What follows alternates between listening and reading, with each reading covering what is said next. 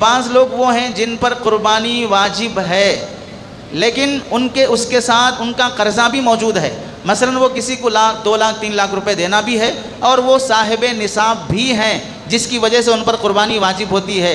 اب ایسے موقع پر اسے قرضہ بھی لوٹانا ہے، قربانی بھی دینا ہے، تو ان صاحب کو بھاری مہنگا 40-50 ہزار کا 60-70 ہزار کا جانور لا کر قربانی دینا بے وقوفی اور حماقت ہوگی. اس لیے کہ تم پر جب دوسرے کا قرضہ ہے اس کا حق لوٹانا پہلے ضروری ہے، اور تم یہاں پر دکھاوے کے لیے مہنگا جانور خرید کر لا رہے ہو. مہنگا جانور خریدنے سے ہم منع نہیں کریں گے، آپ کا مال ہے، جیسا خریدنا خرید لو، پورے ملک کو خرید لو، کون منع کرے گا؟ پرائم منسٹر کو خرید لو، کون منع کرے گا؟ لیکن مسئلہ یہ ہے کہ آپ کے پاس دوسرے کا حق ہے کہ اس کو 3 لاکھ 4 لاکھ قرضہ لوٹانا ہے، آپ اٹکا کے رکھے ہیں تو اس کو بھی تو قربانی دینا ہے.